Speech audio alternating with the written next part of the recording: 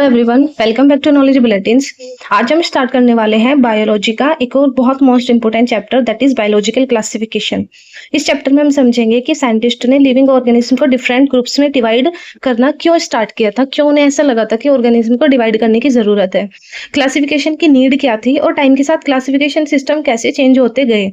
Aristotle से लेके Linnaeus तक और जो भी 5 किंगडम क्लासिफिकेशन आया था, वो सारी चीजें हम इस चैप्टर में समझने वाले हैं। जो पहले क्लासिफिकेशन आया था उसमें क्या प्रॉब्लम थी और जो आज क्लासिफिकेशन है वो किस तरीके से बेनिफिशियल है, ये सारी चीजें हम आज समझने वाले हैं।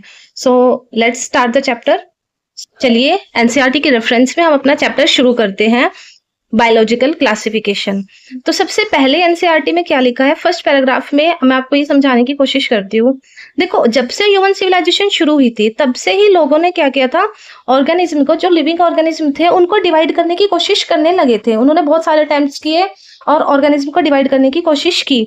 लेकिन जब ये स्टार्टिंग में किया गया, सबसे पहले जो क्लासिफिकेशन हुआ वो किसी भी साइंटिफिक बेसिस पर नहीं होता था। उसमें जो क्राइटेरिया यूज किया जाता था वो किसी भी तरीके से साइंटिफिक नहीं था, जबकि बल्कि ये जो लोग थे उस टाइम पर, जो लोग होते थे उनकी नीड के हिसाब से था, उनकी जरूरत के हिसाब से था। जैसे फूड के लिए, शेल्टर के लिए, क्लोथिंग के लिए, किस तरीके से लिविंग ऑर्गेनिज्म उनके लिए बेनिफिशियल है, वो उस तरीके से क्लासिफिकेशन करते थे। एरिस्टोटल सबसे पहले थे जिन्होंने एक और अटेम्प्ट किया था क्लासिफाई करने का, और उन्होंने जो क्लासिफिकेशन किया था वो एक्सटर्नल फीचर्स यानी कि मॉर्फोलॉजिकल कैरेक्टर्स के हिसाब से उन्होंने प्लांट्स को क्लासिफाई किया था। तो उन्होंने जो मॉर्फोलॉजिकल कैरेक्टर्स लिए थे उस बेसिस में, यानी कि जो एक्सटर्नल फीचर्स होती है, उन्होंने उस बेसिस पर प्लांट्स को या लिविंग ऑर्गेनिज्म को क्लासिफाई किया। तो उन्होंने सबसे पहले प्लांट्स को जब क्लासिफाई किया तो उन्होंने प्लांट्स को बताया, प्लांट्स को उन्होंने 3 कैटेगरीज में डिवाइड किया, that is trees, shrubs and herbs. Trees को उन्होंने क्लासिफाई किया कि ट्रीज जो होते हैं वो बहुत बड़े और वुडी प्लांट होते हैं। शर्ब्स को उन्होंने बताया ये मीडियम साइज्ड होते हैं और बुशी प्लांट्स होते हैं।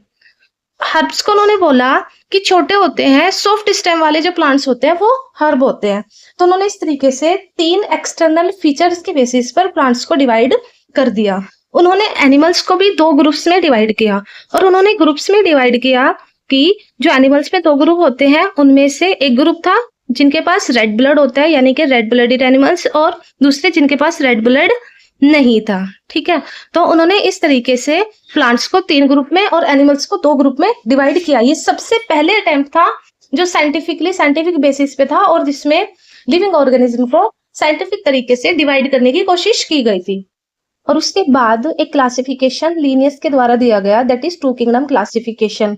इसमें क्या था, 2 ग्रुप यानी कि 2 किंगडम बनाए गए, प्लांटिया और एनिमिलिया, प्लांटिया और एनिमिलिया।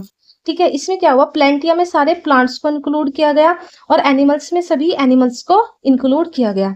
ये सिस्टम कैरोलस लीनियस के द्वारा दिया गया था, जिन्हें हम फादर ऑफ टैक्सोनॉमी के नाम से भी जानते हैं। इन्होंने क्या करा, प्लांट्स को और एनिमल्स को डिवाइड कर दिया। ठीक है, लेकिन इस सिस्टम में एक प्रॉब्लम थी। इस सिस्टम में इन्होंने बहुत सारी चीजें इस सिस्टम से हमें नहीं पता चली, यानी कि ये सिस्टम बहुत सारी चीजों में डिफ्रेंशिएट नहीं कर पाया, जैसे eukaryotes, prokaryotes, unicellular, multicellular, photosynthetic and non photosynthetic. यानी कि आपके जो कौन से यूकैरियोट्स होते हैं, प्रोकैरियोट्स होते हैं। यूकैरियोट्स जिनमें ट्रू न्यूक्लियस प्रेजेंट होता है और प्रोकैरियोट्स जिनमें ट्रू न्यूक्लियस प्रेजेंट नहीं होता। यूनिसेल्युलर जिनमें एक ही शेल होती है और मल्टीसेल्युलर जिनमें बहुत सारी शेल्स प्रेजेंट होती है। फोटोसिंथेटिक जो फोटोसिंथेसिस करते हैं, अपना फूड खुद बनाते हैं, और नॉन फोटोसिंथेटिक जो अपना फूड खुद नहीं बनाते। ये सिस्टम इन सब चीजों के बारे में डिफाइन नहीं कर पाया, इनके बीच में डिफ्रेंशिएट नहीं कर पाया। ठीक है, जो ऑर्गेनिज्म का क्लासिफिकेशन था प्लांट्स और एनिमल्स में वो इजीली हो गया था और ये समझना भी बहुत आसान था। लेकिन इतने सारे ऑर्गेनिज्म हैं, बहुत सारे ऑर्गेनिज्म ऐसे थे जो क्लियरली प्लांट या एनिमल किसी भी कैटेगरी में फिट नहीं होते थे। यानी कि क्लासिफिकेशन के बाद जब देखा गया तो बहुत सारे ऐसे ऑर्गेनिज्म मिले जो ना तो प्लांट कैटेगरी में फिट होते थे और ना ही एनिमल कैटेगरी में, यानी कि वो किसी भी कैटेगरी में फिट नहीं होते थे। इसीलिए 2 किंगडम क्लासिफिकेशन को इनकम्प्लीट या फिर इनएडुकेट माना गया। ठीक है, और इन्होंने क्या बोला कि सिर्फ आउटर अपीयरेंस यानी कि ग्रॉस मॉर्फोलॉजी एक इनफ नहीं थी क्लासिफिकेशन के लिए। ठीक है, यानी कि हम आउटर और ग्रॉस मॉर्फोलॉजी के हिसाब से एनिमल्स को क्लासिफाई नहीं कर सकते। उसमें उन्होंने, साइंटिस्ट ने बाद में सोचा कि हमें और भी बहुत सारी कैरेक्टरिस्टिक्स को ऐड करना चाहिए, जैसे cell structure, nature of shell wall यानी कि शेल वॉल उनकी किस टाइप की है, मोड ऑफ न्यूट्रिशन, ऑर्गेनिज्म अपना फूड किस तरीके से ऑब्टेन करते हैं, उनका हैबिटेट क्या है, वो कहाँ रहते हैं, उनमें मेथड ऑफ रिप्रोडक्शन क्या है, और उनके बीच में इवोल्यूशनरी रिलेशनशिप क्या है, ये सारी चीजें भी क्लासिफिकेशन सिस्टम में आनी चाहिए थी।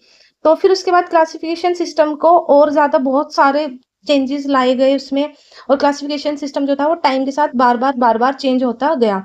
लेकिन क्लासिफिकेशन सिस्टम जितनी बार भी चेंज हुआ उसमें एक बात कांस्टेंट रही, उसमें एक बात कॉमन क्या रही कि हर बार प्लांट्स और एनिमल्स किंगडम हमेशा से रहे, यानी कि जितनी बार भी क्लासिफिकेशन होता था प्लांट किंगडम और एनिमल किंगडम को हर बार इंक्लूड किया जाता था। ठीक है, the understanding of what groups organism include changing.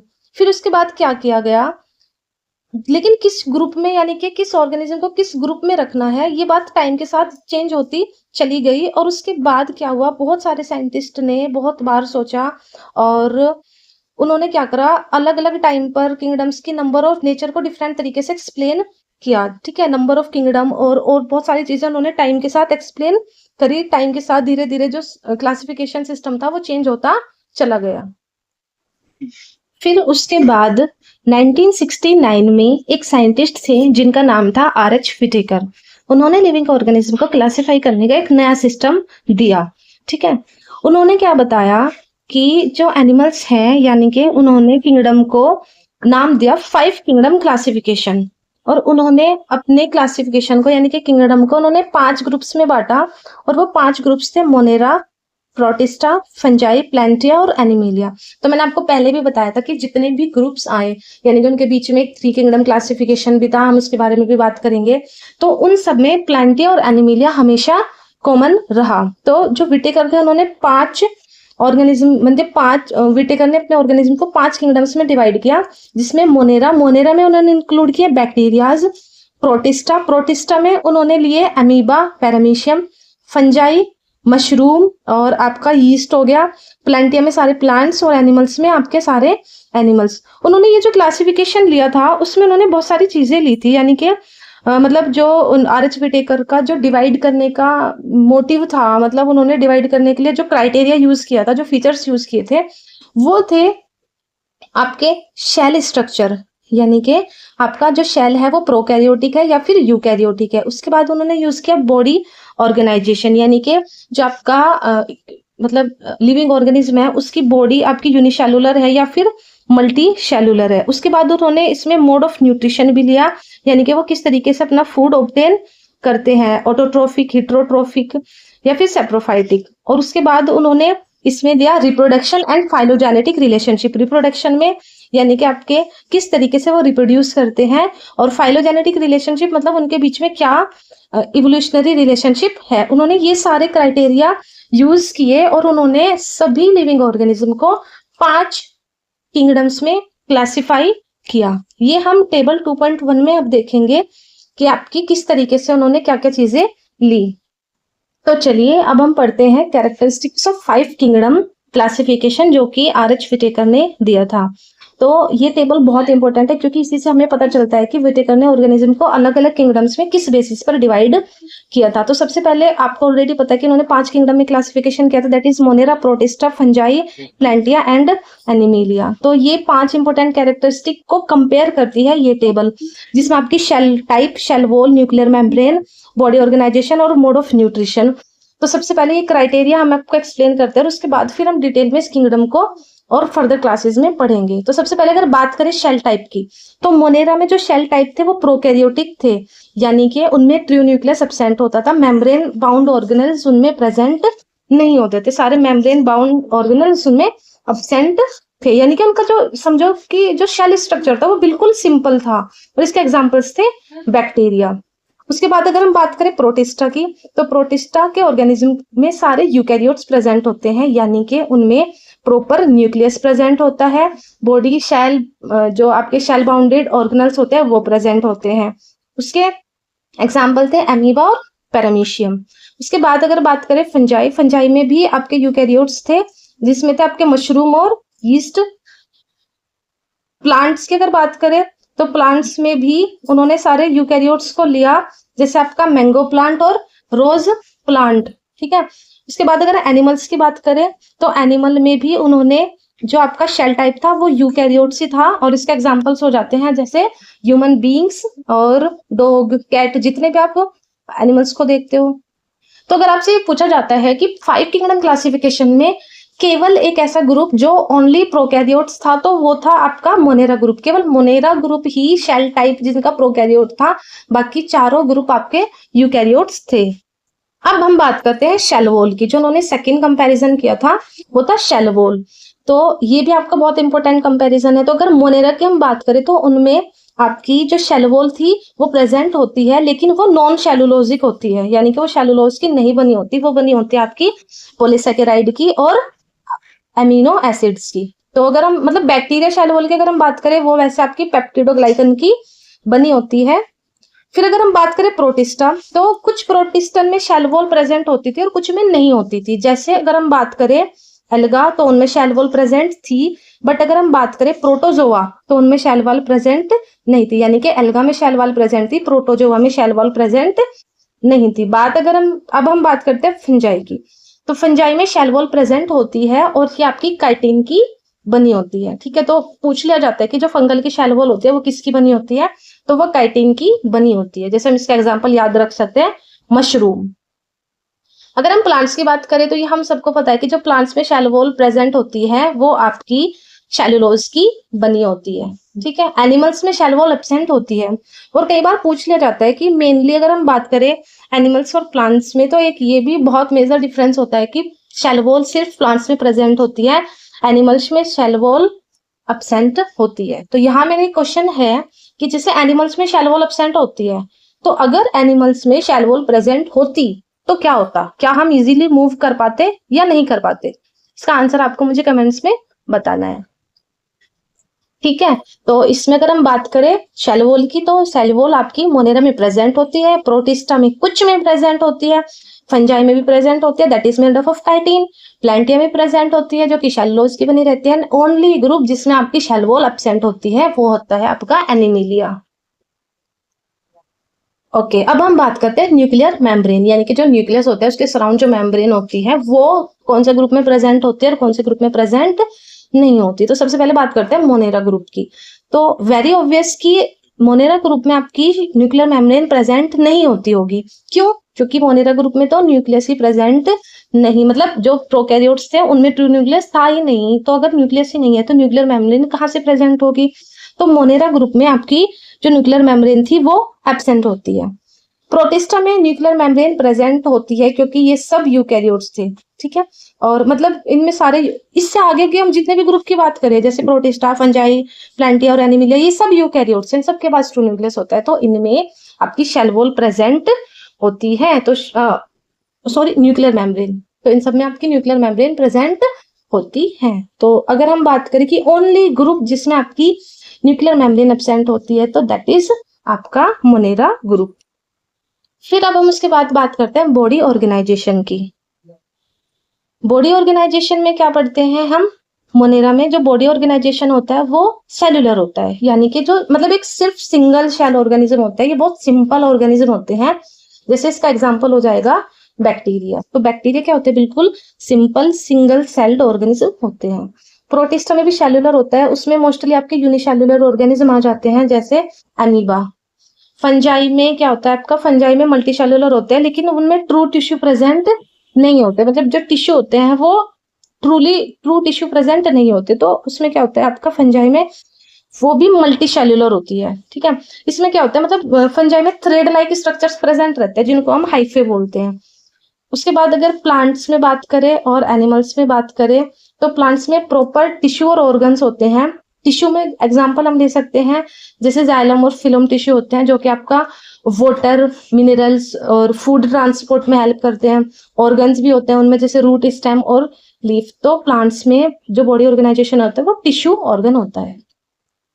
Animals में अगर बात करें तो एनिमल्स में टिश्यू, ऑर्गन और ऑर्गन सिस्टम होता है। एनिमल्स जो होता है वो हाईएस्ट लेवल ऑफ ऑर्गेनाइजेशन होता है, तो उसमें तो सारी चीजें प्रेजेंट होती है आपकी। जैसे अगर हम पूरे ऑर्गन सिस्टम की बात करें, टिश्यूज भी प्रेजेंट होते हैं, ऑर्गन होते हैं या डिफरेंट ऑर्गन्स प्रेजेंट होते हैं, और ऑर्गन सिस्टम भी प्रेजेंट होता है। जैसे डाइजेस्टिव या फिर रेस्पिरेटरी सिस्टम की हम बात करें, तो आपका अगर मैं आपसे पूछूं कि कौन सा किंगडम है जो हाईएस्ट ऑर्गेनाइजेशन शो करता है, तो उसमें आपका एग्जाम्पल हो जाएगा एनीमिलिया। ठीक है, अब उसके बाद लास्ट जो उन्होंने क्राइटेरिया यूज किया था that is mode of nutrition. तो मोड ऑफ न्यूट्रिशन की अगर हम बात करें तो सबसे पहले देखो आपको उसमें कुछ टर्म्स समझनी होगी। जैसे ऑटोट्रोफिक क्या होता है? ऑटोट्रोफिक जो अपना फूड खुद बनाते हैं, जैसे प्लांट्स, वो फोटोसिंथेसिस करके अपना फूड खुद बना लेते हैं। हेट्रोट्रोफिक जो किसी भी तरीके से अपने फूड के लिए दूसरों पर डिपेंड रहते हैं, जैसे एनिमल्स। उसके बाद एक आता है केमोसिंथेटिक। इसमें क्या आता है, आपके बैक्टीरियाज होते हैं जो कि केमिकल्स, वेरियस जो केमिकल्स होते हैं उन पे डिपेंड रहते हैं अपने न्यूट्रिशन के लिए। तो अब हम बात करते हैं कि कौन सा ग्रुप में क्या मोड ऑफ न्यूट्रिशन था। मोनेरा में आपके जो थे ऑटोट्रोफिक और हेट्रोट्रोफिक दोनों तरीके का न्यूट्रिशन देखने को मिलता है। ऑटोट्रोफिक में अगर हम बात करें तो ये दो तरीके का होता है, that is photosynthetic and chemosynthetic. और हेट्रोट्रोफिक में अगर बात करें तो होता है आपका सेप्रोफाइटिक और पैरासिटिक। सेप्रोफाइटिक मतलब जो आपकी सड़ी गली चीजें होती है, डेड एंड डेके चीजें होती हैं, उनपे जो अपने न्यूट्रिशन के लिए डिपेंड करते हैं उनको बोलते हैं सेप्रोफाइटिक, यानी कि जो आपके डेड और डिके ऑर्गेनिज्म पे डिपेंड रहते हैं न्यूट्रिशन के लिए।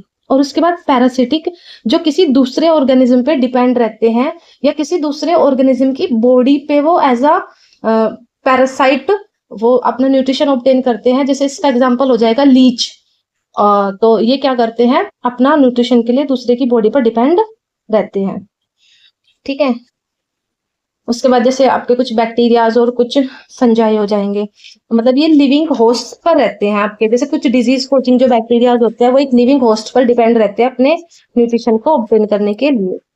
अब अगर हम बात करते हैं प्रोटिस्टा में, तो प्रोटिस्टा में भी हमें दोनों ऑटोट्रोफिक और हेट्रोट्रोफिक दोनों तरीके का न्यूट्रिशन देखने को मिलता है। कभी कभी ये फोटोसिंथेसिस भी करता है, ऑटोट्रोफिक बन जाता है, और कभी कभी ये दूसरों पर डिपेंड रहता है तो ये हेट्रोट्रोफिक बन जाता है।